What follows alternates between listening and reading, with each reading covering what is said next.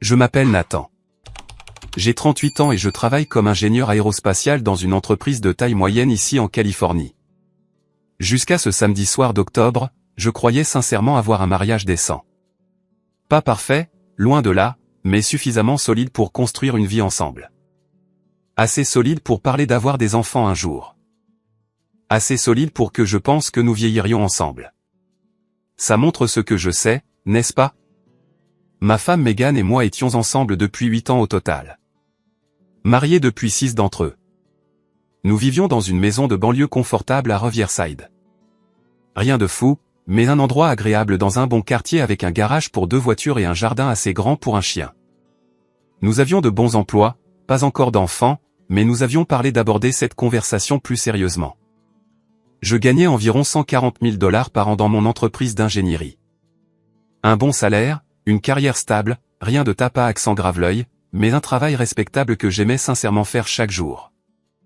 Il y a quelque chose de satisfaisant à savoir que votre travail flotte littéralement dans l'espace en ce moment, aidant des gens aux antipodes de la planète à communiquer. Mes conceptions sont là-haut. Mes calculs. Mes nuits tardives et mes matins précoces et mes week-ends passés à exécuter des simulations. Ces choses comptent. Même si personne lors des dîners ne veut jamais entendre parler des systèmes de communication par satellite. Megan travaillait dans le marketing pour une agence de luxe en centre-ville, gagnant environ 75 000 $. Entre nous, nous nous en sortions mieux que la plupart des couples de notre âge. Nous avions des économies. Nous avions des investissements. Nous prenions de belles vacances dans des endroits comme Hawaï et le Costa Rica. De l'extérieur, nous avions probablement l'air d'avoir tout compris. La maison, les carrières, le plan de vie. Mais si vous avez été marié pendant un certain temps, vous savez que ce que les gens voient de l'extérieur correspond rarement à ce qui se passe à huis clos. Et dans notre cas, le problème avait un nom. Le frère aîné de Megan, Garrett, avait 42 ans, grand, avec ce physique Kendall qui faisait croire aux gens qu'il avait réussi avant même qu'il n'ouvre la bouche. Vous connaissez le type. Cheveux parfaits, dents parfaites, poignées de main parfaites. Le genre de gars qui entre dans une pièce et commence immédiatement à chercher la personne la plus importante à qui parler. Il dirigeait une société de développement immobilier que son beau-père lui avait essentiellement offerte sur un plateau d'argent. Garrett aimait se présenter comme un self-made man, parlant constamment de sa vision, de son dynamisme et de son esprit d'entreprise. Mais tous ceux qui connaissaient la véritable histoire comprenaient qu'il avait épousé l'argent et la position. Sa femme Elena venait d'une vieille famille riche, le genre de famille qui avait des abonnements à des country clubs depuis 3 générations et des maisons de vacances dans des endroits que les gens normaux ne voient qu'Instagram. Dès le premier jour de ma relation avec Megan, Garrett avait clairement fait comprendre qu'il ne pensait pas que j'étais assez bien pour sa sœur. Il ne l'a jamais dit directement au début. Juste de petits commentaires ici et là. La mort par 1000 coupures, vous savez. Ingénieur aérospatial, hein? C'est un travail stable, je suppose. Ou, Megan, es-tu sûre de ne pas vouloir sortir avec quelqu'un avec un peu plus d'ambition? Quelqu'un qui va de l'avant. Ou mon préféré personnel, ça doit être agréable d'avoir un travail lié au gouvernement où tu peux juste pointer et dépointer. Certains d'entre nous sont là à construire des choses. Toujours livré avec ce sourire suffisant, condescendant, qui donne envie de le frapper. Toujours suivi d'un « je plaisante, mec », quand il voyait ma réaction commencer à passer d'une tolérance polie à quelque chose de plus sombre. Mais au fil des ans, les commentaires sont devenus plus acerbes, plus pointus, plus publics. Et Megan, au lieu de me défendre, se contentait de rire comme si de rien n'était. C'est Garrett qui est Garrett, disait-elle chaque fois que j'en parlais. Il ne veut rien dire par là. Il est comme ça avec tout le monde. Sauf qu'il n'était pas comme ça avec tout le monde. Il n'était pas comme ça avec Kyle, le mari d'Amanda, qui est devenu associé de son cabinet d'avocat. Il n'était pas comme ça avec aucun des cousins qui travaillaient dans la finance ou la médecine. Il n'était comme ça qu'avec moi, l'ingénieur aérospatial qui travaillait de ses mains sur des problèmes complexes au lieu de brasser de l'argent et d'appeler ça de l'entrepreneuriat. J'aurais dû voir les signes avant-coureurs il y a des années. Mais j'aimais Megan, ou du moins je le pensais. Alors, je me suis tu, j'ai gardé la tête basse et j'ai continué à me présenter aux événements familiaux où je savais que je serais traité comme un domestique. Le dîner qui a tout fait exploser était censé être une fête, une occasion joyeuse. Les parents de Megan, Richard et Patricia renouvelaient leurs vœux après 40 ans de mariage. 40 ans. C'est une vie de partenariat, de compromis, de construction ensemble. Ils voulaient marquer cela par un grand rassemblement familial chez eux, un repas traiteur d'un endroit chic en centre-ville, toute la production. La sœur cadette de Meghan, Amanda, était là avec son mari, Kyle, Garrett et Helena. Bien sûr, il ne manquerait jamais une occasion d'être vu lors d'un événement familial. La tante et l'oncle de Meghan sont venus de San Diego. Quelques cousins complétaient le reste de la table, 14 personnes au total, toutes habillées de leurs plus beaux vêtements, toutes prétendant être une grande et heureuse famille sans aucun dysfonctionnement caché sous la surface. J'ai su que ça allait être une nuit difficile quand Garrett est arrivé dans sa toute nouvelle Tesla et a immédiatement commencé à parler de la façon dont il l'avait payé en espèces. On ne pouvait même pas mettre tout l'argent dans la mallette, a-t-il dit avec ce rire théâtral alors que nous étions tous dans l'allée. J'ai dû utiliser 2 sacs. Mais quand on conclut un marché comme celui que je viens de conclure, on se fait plaisir. Vous savez comment c'est. Il m'a regardé droit dans les yeux quand il a dit cette dernière partie. Vous savez comment c'est. Comme si j'aurais jamais su ce que c'est que de payer en espèces une voiture de luxe parce que j'avais conclu un accord immobilier louche. J'ai juste souri et hoché la tête. La même chose que je faisais depuis 6 ans. Ne fais pas de vagues. Ne fais pas de scène. Ne donne pas à Meghan une raison d'être gênée par toi. Maintiens la paix. C'était toujours le mantra, n'est-ce pas? Maintiens la paix. Rengaine ta fierté. Ne crée pas de drame. Laisse passer le petit commentaire parce que riposter rendrait les choses gênantes pour tout le monde. 6 ans à maintenir la paix ne m'avaient mené nulle part, sauf à une table de dîner où j'étais humilié publiquement pendant que ma femme étudiait son assiette comme si elle contenait les secrets de l'univers. Mais je m'avance. Le dîner a commencé assez agréablement. Patricia s'était surpassée avec les décorations. Des roses blanches et des bougies partout. Une musique douce jouant dans des enceintes cachées autour de la salle à manger. La table ressemblait à quelque chose sorti d'un magazine. Elle avait clairement planifié cela pendant des mois. Richard a prononcé un discours émouvant sur 40 ans de mariage, sur le partenariat et l'engagement et le choix d'aimer quelqu'un même les jours où c'est difficile, sur la construction de quelque chose qui dure. Nous avons tous levé nos verres. Tout le monde a eu un petit pincement au cœur. C'était vraiment magnifique. Pendant environ 20 minutes, tout était parfait. Puis est venu le plat principal, et avec lui le besoin compulsif de Garrett d'être le centre de l'attention. Alors, Nathan, dit Garrett assez fort pour que toute la table l'entende. Il coupait son filet mignon comme s'il effectuait une opération chirurgicale. Tu travailles toujours sur ces comment tu appelles ça? Des pièces de fusée. J'ai senti le serrement familier dans ma poitrine. On y va encore. Des composants de satellites, ai-je corrigé calmement, gardant ma voix égale. Pour les satellites de communication, le genre qui permet aux gens de passer des appels téléphoniques et d'accéder à Internet dans les zones reculées. Bien.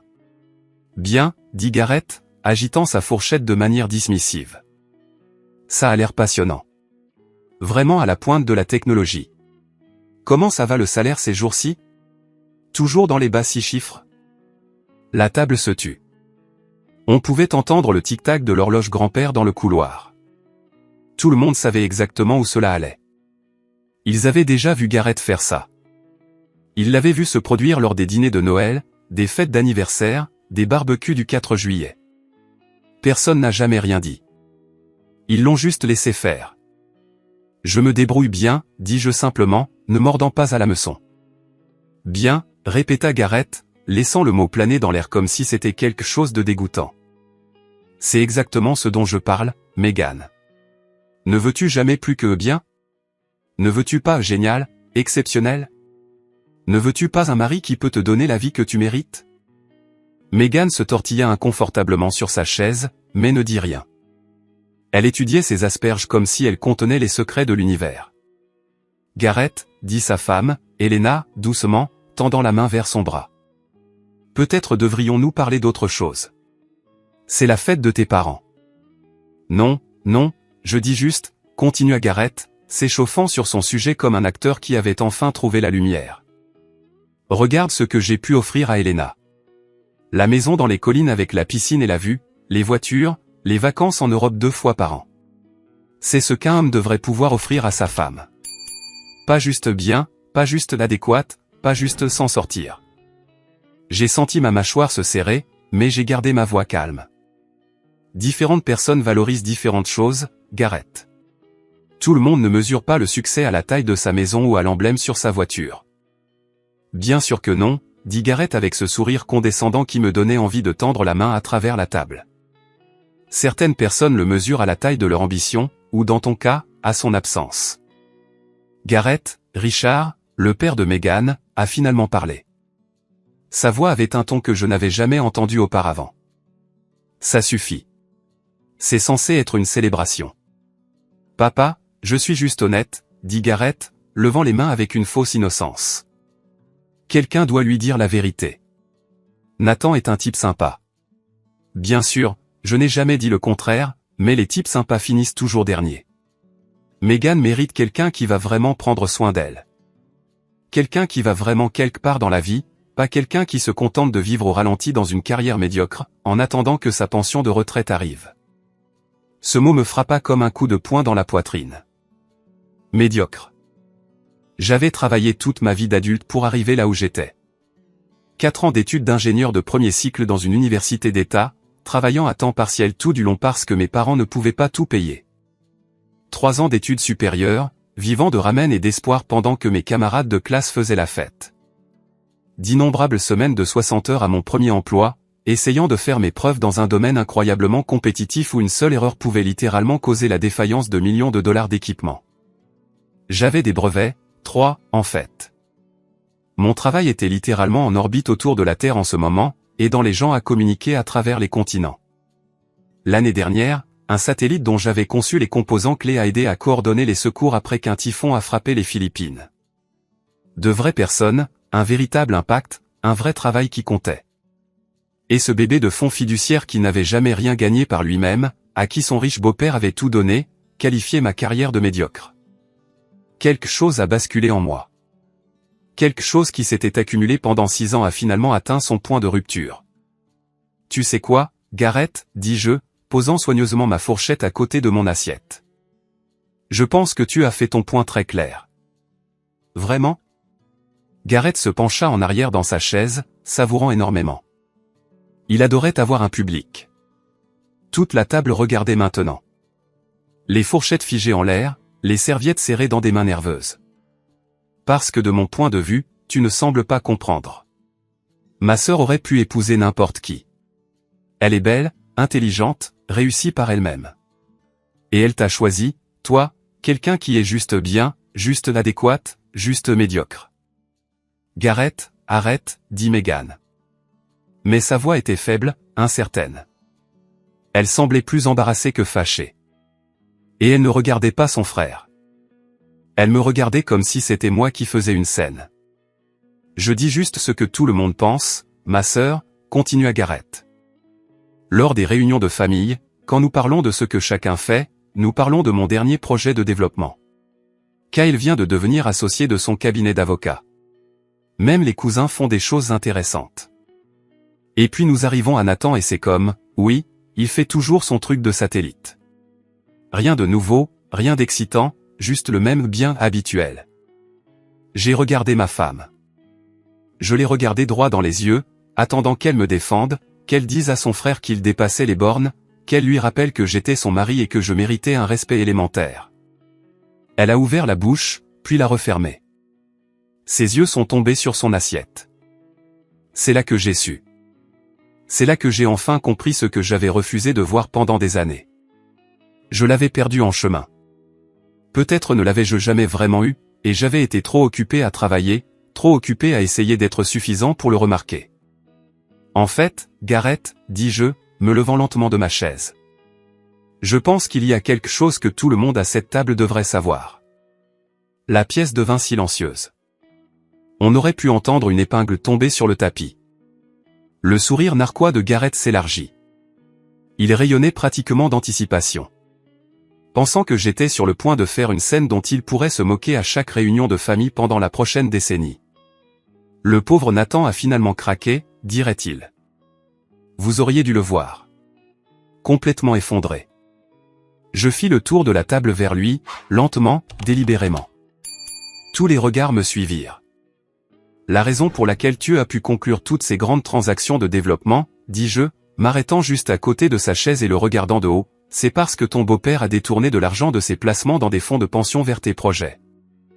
Je le sais parce que je gère les contrats aérospatiaux pour le même fonds de pension. J'ai vu la documentation.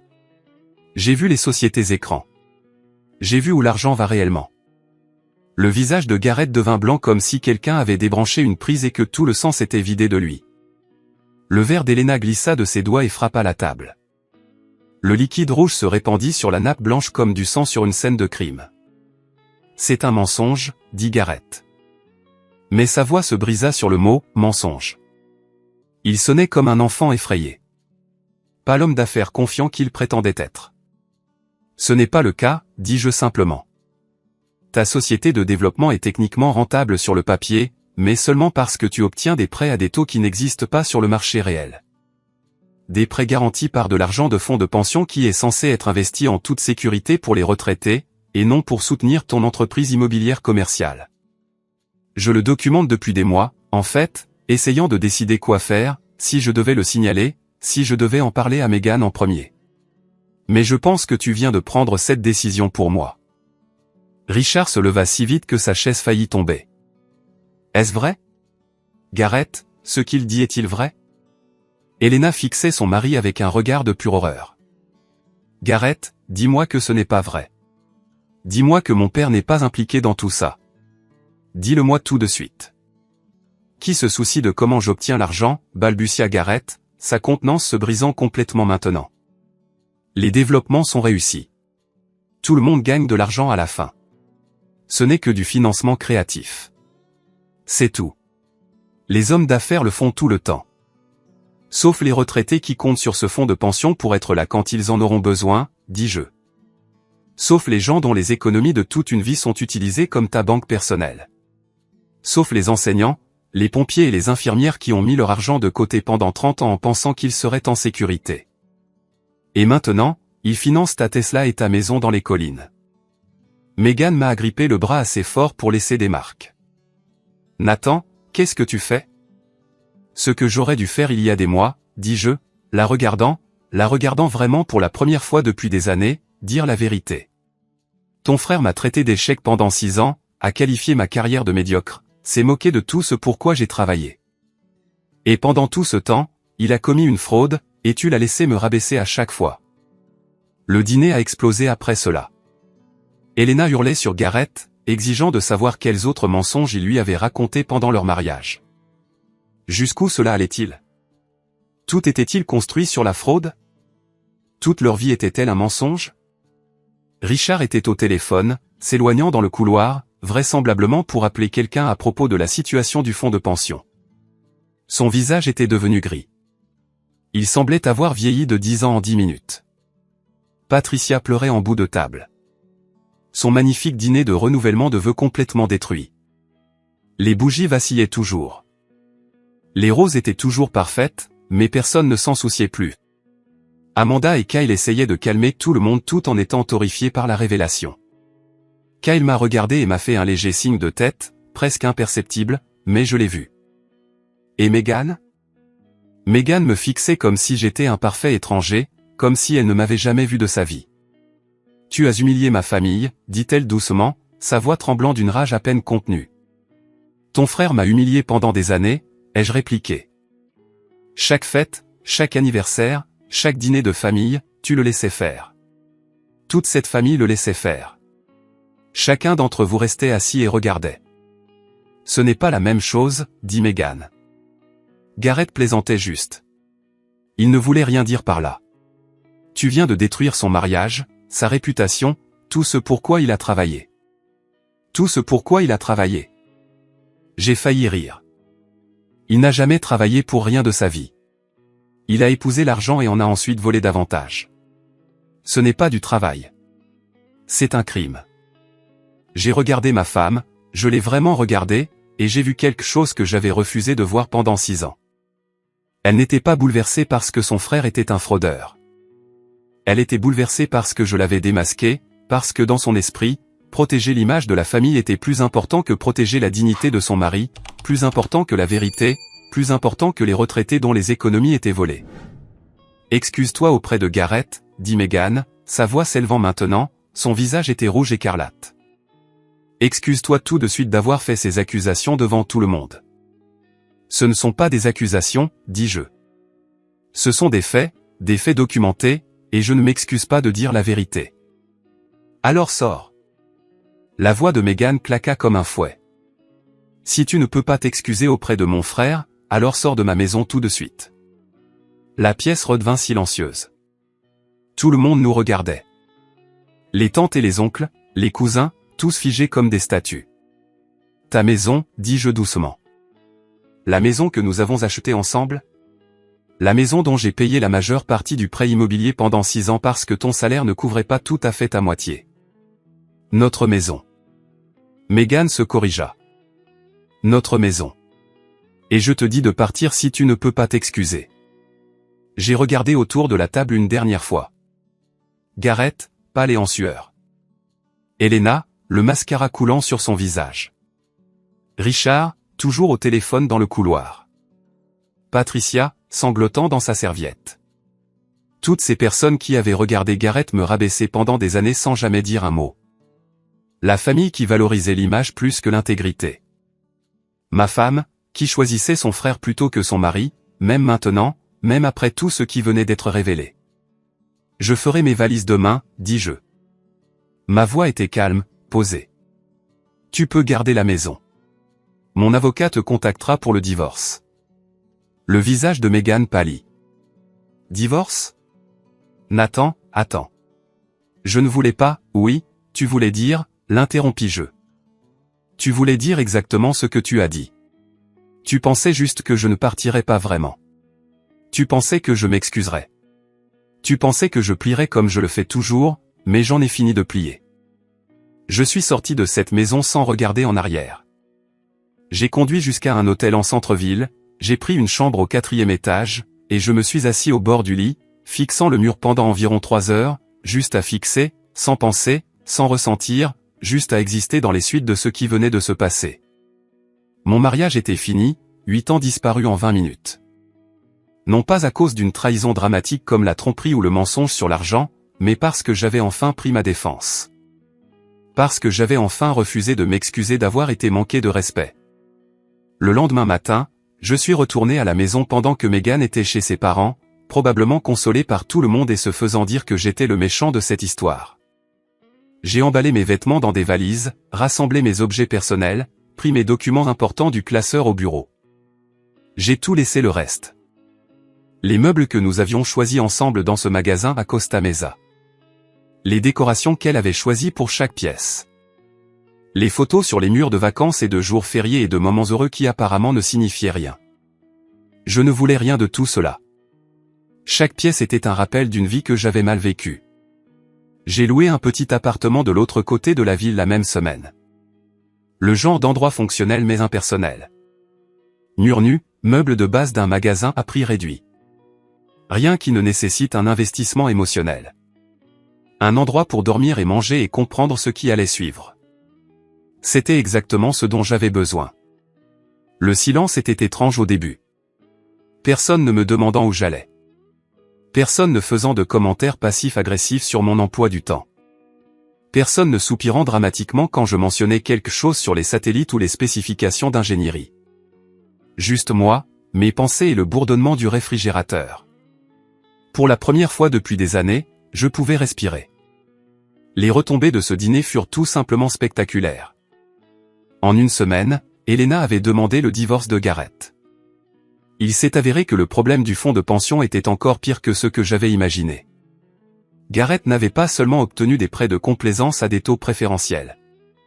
Il avait activement siphonné de l'argent via un réseau de sociétés écrans, dissimulant la trace derrière des couches de paperasse d'entreprises qui auraient fait tourner la tête d'un comptable.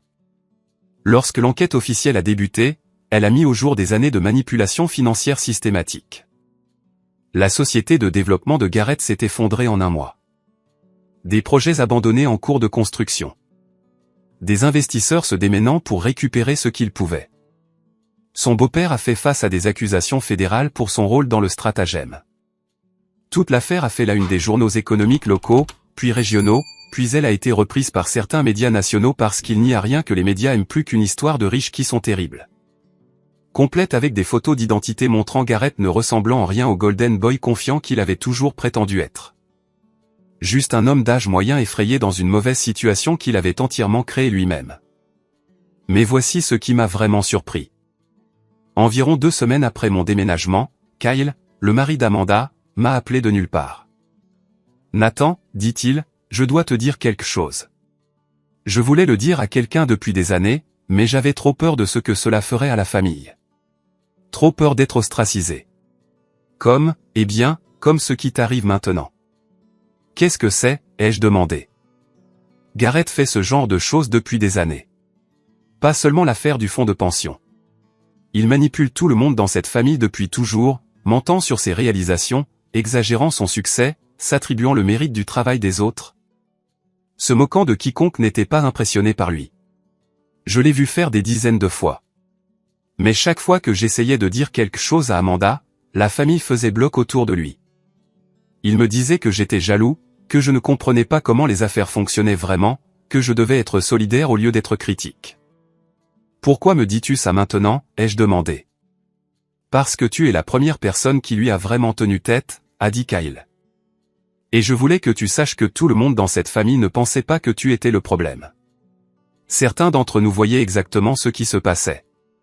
Nous n'étions juste pas assez courageux pour faire quoi que ce soit. J'aurais dû dire quelque chose il y a des années. Je suis désolé de ne pas l'avoir fait. » Cette conversation est restée avec moi pendant des semaines. Elle a validé quelque chose que j'avais ressenti mais que je ne pouvais pas prouver. Que je n'étais pas fou. Que ce que Gareth me faisait depuis des années n'était pas normal. Que je n'étais pas trop sensible ou que je n'en faisais pas tout un plat. Quelqu'un d'autre l'avait vu. Quelqu'un d'autre l'avait remarqué. Et ils avaient eu trop peur de dire quoi que ce soit. Il ne s'agissait pas seulement de Gareth. Il s'agissait de tout un système familial qui avait permis son comportement pendant des décennies, l'avait protégé, avait trouvé des excuses pour lui, avait attaqué quiconque le remettait en question. Et Meghan avait été élevée au milieu de ce système. Elle avait appris dès l'enfance que protéger l'image de la famille était plus important que dire la vérité, plus important que faire ce qui est juste, plus important que les retraités dont les économies étaient volées. Certaines leçons sont si profondes que les gens ne savent même pas qu'ils les ont apprises. Le divorce a pris 4 mois à être finalisé. Meghan a essayé de tout obtenir. La maison, les économies, mes comptes de retraite, tout. Son avocat a soutenu que j'avais détruit sa famille et que je lui devais une compensation pour le préjudice émotionnel. Ils ont même essayé de prétendre que ma révélation au dîner constituait une forme d'abus émotionnel, comme si dire la vérité sur un criminel était en quelque sorte équivalent à abuser de mon conjoint. Mais j'avais un bon avocat, aussi, un très bon que Kyle avait recommandé. Et plus important encore, j'avais la documentation de tout. 6 ans de paiements hypothécaires montrant que j'avais payé bien plus de la moitié. Relevés bancaires prouvant que j'avais couvert la majeure partie de nos factures, tandis que Meghan dépensait son revenu discrétionnaire en vêtements et en voyage avec ses amis. Dossier montrant que Meghan avait investi des milliers de nos économies communes dans la société de développement de son frère au fil des ans. Sans me le dire, de l'argent qui était maintenant perdu, englouti par son entreprise effondrée. Lorsque tout a été présenté au tribunal, il est devenu douloureusement clair que j'avais porté le poids financier de notre mariage pendant des années. Alors que Meghan et sa famille me traitaient comme un guichet automatique pratique qui devrait être reconnaissant du privilège d'être inclus dans leur rassemblement, nous avons tout partagé à 50-50e à la fin. Ce qui signifiait en fait que je suis parti avec plus de la moitié de ce que j'avais initialement contribué. Le juge n'a pas cru à l'argument de l'abus émotionnel. Pas du tout. Mais je ne me souciais pas de gagner ou d'obtenir plus. Je voulais juste que ce soit fini. Je voulais clore ce chapitre et ne jamais regarder en arrière. La partie vraiment intéressante est venue environ 6 mois après la finalisation du divorce. J'étais dans une épicerie un dimanche après-midi, juste en train de faire les courses pour la semaine, remplissant mon chariot avec les repas simples d'un célibataire. Poitrine de poulet, légumes, riz, l'essentiel. J'étais dans le rayon des produits frais, examinant des avocats, quand j'ai entendu quelqu'un prononcer mon nom. Nathan. Je me suis retourné et j'ai failli ne pas reconnaître la femme qui se tenait là. Patricia, la mère de Megan, avait l'air d'avoir vieilli de 10 ans en 6 mois. Ses cheveux étaient plus gris. Son visage avait de nouvelles rides. Elle avait l'air fatiguée d'une manière qui touchait l'os. « Patricia, dis-je. Comment allez-vous ? Pouvons-nous parler un instant ? Demanda-t-elle doucement. Je sais que je n'ai aucun droit de demander, mais pouvons-nous ? Nous sommes restés là dans le rayon des produits frais, entourés de gens qui choisissaient des pommes et se disputaient pour savoir si les tomates étaient assez mûres. Et Patricia m'a dit quelque chose que je ne m'attendais jamais à entendre. Tu avais raison, dit-elle. À propos de Gareth, à propos de tout. Richard et moi, nous savions que quelque chose n'allait pas depuis des années, des décennies, vraiment. Nous ne voulions juste pas le voir. Nous l'avons élevé en lui faisant croire qu'il était spécial, que les règles ne s'appliquaient pas à lui de la même manière qu'aux autres, qu'il méritait le succès juste à cause de qui il était. Et nous avons laissé cette croyance le détruire. Nous avons laissé cela détruire tout. Pourquoi me dis-tu ça, ai-je demandé. Parce que tu méritais mieux, dit Patricia, ses yeux se remplissant de larmes. De nous tous, de cette famille, mais surtout de Megan. Elle avait tellement peur de nous décevoir, de ne pas être à la hauteur de ce que nous attendions, qu'elle a oublié comment être une partenaire pour toi. Elle a oublié que le mariage signifie choisir son conjoint avant tout le monde. Même avant sa famille, surtout quand sa famille a tort. Comment va Megan, ai-je demandé, me surprenant moi-même avec la question. Seule, dit Patricia simplement. Elle est revenue vivre avec nous pendant un certain temps après le divorce, mais ça n'a pas marché. Trop de souvenirs dans cette maison. Trop de dommages causés par tout ce qui s'est passé. Elle vit maintenant dans un petit appartement, travaille de longues heures, ne sort avec personne. Je pense qu'elle essaie de comprendre qui elle est sans que nous lui disions qui être. J'ai ressenti une pointe de quelque chose. Pas de regret exactement, mais de la tristesse pour ce qui aurait pu être. Si nous avions tous les deux été des personnes différentes. Si elle avait été prête à me voir pour ce que j'étais vraiment au lieu de le faire à travers le prisme déformé de sa famille. J'espère qu'elle s'en sortira, dis-je. Et je le pensais sincèrement. Nathan, dit Patricia alors que je commençais à retourner vers mon caddie. Je sais que cela ne signifie rien maintenant. Je sais qu'il est trop tard, mais je suis désolé pour ce que Gareth t'a fait toutes ces années. Pour ce que nous avons tous fait en le permettant, pour ne jamais une seule fois nous être levés et lui avoir dit d'arrêter. Tu méritais une famille qui te soutienne, et nous t'avons laissé tomber. Chacun d'entre nous. J'ai hoché la tête et je suis parti. Le procès de Gareth a commencé il y a 2 mois. L'enquête sur le fonds de pension a révélé tellement de fraudes que les procureurs fédéraux l'ont accablé. Nous parlons de fraude électronique, de blanchiment d'argent, d'accusations de conspiration, tout le menu. Ses avocats ont tenté de négocier un accord de plaidoyer, mais les procureurs n'étaient pas intéressés. Trop de retraités avaient perdu trop d'argent. Le juge a refusé la libération sous caution après avoir déterminé que Gareth risquait de s'enfuir. Il est donc resté dans un centre de détention fédéral, attendant la fin de son procès. La dernière fois que j'ai entendu parler de lui, il risquait 12 à 15 ans s'il était reconnu coupable de toutes les accusations. Le Golden Boy de la famille Mitchell portant une combinaison orange et mangeant de la nourriture de cafétéria.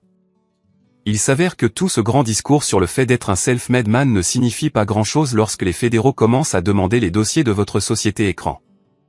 Son beau-père s'est retourné contre lui presque immédiatement. A accepté un accord de plaidoyer, 5 ans de prison fédérale en échange d'un témoignage contre Gareth. Il purge déjà sa peine dans un établissement à sécurité minimale en Arizona. L'abonnement au country club que sa famille entretenait depuis 3 générations a été révoqué. Les maisons de vacances saisies dans le cadre de la confiscation d'actifs. 60 ans de prestige de vieille richesse, disparus en environ 6 mois. Elena n'a pas perdu de temps non plus. Elle a demandé le divorce dans la semaine suivant l'inculpation. Elle a pris les enfants et a déménagé au Colorado. Elle a repris son nom de jeune fille. La dernière fois que j'ai entendu dire par la rumeur. Elle travaille maintenant comme agent immobilier elle-même, légitimement cette fois. Repartir de 0 à 40 ans avec 2 enfants. Je ne peux pas lui en vouloir de vouloir disparaître. Environ 3 mois après la finalisation du divorce, mon patron m'a appelé dans son bureau. Je pensais que c'était à propos du projet de satellite Henderson. Nous avions eu quelques problèmes avec les systèmes de gestion thermique et j'avais fait des heures supplémentaires pour les résoudre. Au lieu de cela, il a fait glisser un dossier sur le bureau. Ingénieur système senior, dit-il. Augmentation de 15%, votre propre équipe de 4 personnes est la première opportunité de remporter le contrat du DoD que nous poursuivons depuis 2 ans. Je l'ai juste fixé. Qu'est-ce qui a changé? C'est toi, dit-il. Ces 6 derniers mois, tu as été différent, plus confiant, plus disposé à t'opposer quand quelque chose ne va pas, plus disposé à prendre des responsabilités. Quoi qu'il se soit passé dans ta vie personnelle, cela t'a rendu meilleur dans ton travail. Alors, je te donne plus de travail pour être meilleur. L'augmentation m'a fait passer à 161 000 $. Pas une Tesla payée en argent liquide, mais de l'argent réel, de l'argent gagné. La rencontre que je redoutais est arrivée environ 8 mois après le divorce. J'étais dans ce restaurant italien en centre-ville avec Claire. Nous sortions ensemble depuis environ 3 mois à ce moment-là. Bon restaurant, table d'angle tranquille, bonne bouteille de vin. Nous parlions de ses étudiants, de mon nouveau projet, d'un éventuel voyage à San Diego pour le long week-end. Et puis je lève les yeux et Megan se tient près du pupitre de l'hôtesse. Elle m'a vu exactement au même moment, figée comme un cerf dans les phares. Elle avait l'air différente, plus mince, fatiguée. La directrice marketing confiante qui avait toujours été si bien arrangée avait maintenant l'air de n'avoir pas dormi correctement depuis des mois. Elle était seule.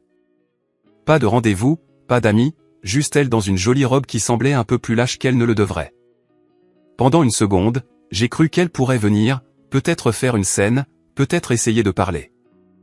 Au lieu de cela, elle m'a juste fixé, puis Claire, puis de nouveau moi. Je lui ai fait un petit signe de tête.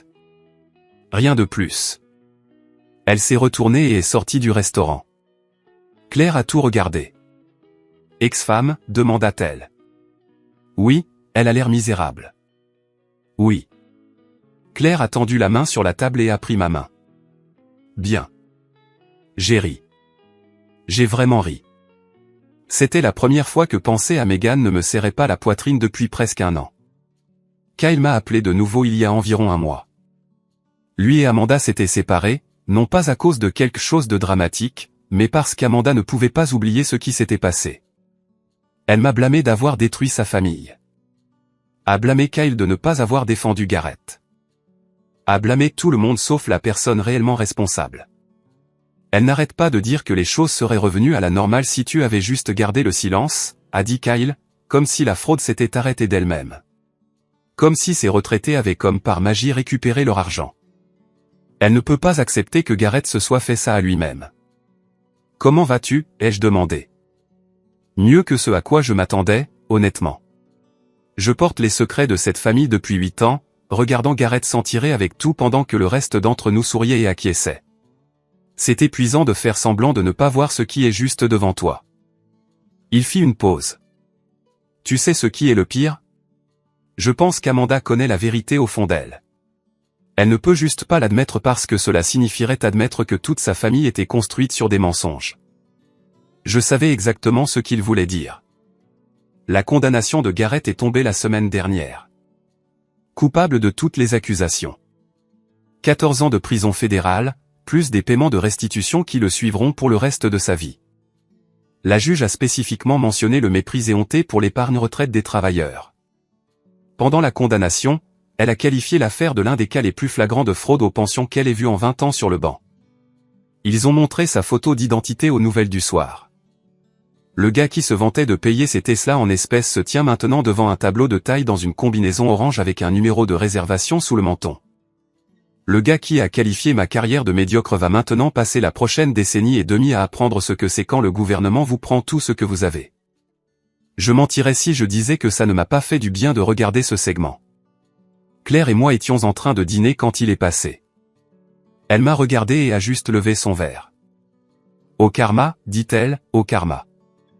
Richard m'a appelé le lendemain de la condamnation. C'était la première fois que nous parlions depuis la conversation à l'épicerie avec Patricia.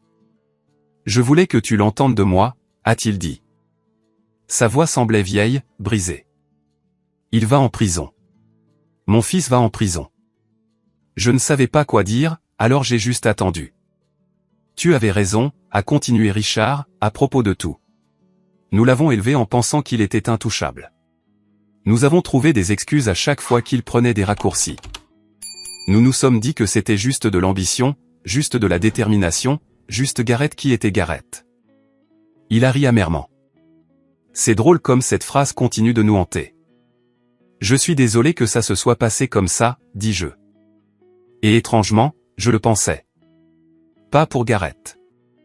Il a mérité chaque jour de cette peine. Mais pour Richard et Patricia, qui ont dû regarder leur fils être menotté parce qu'il l'avait encouragé pendant 40 ans.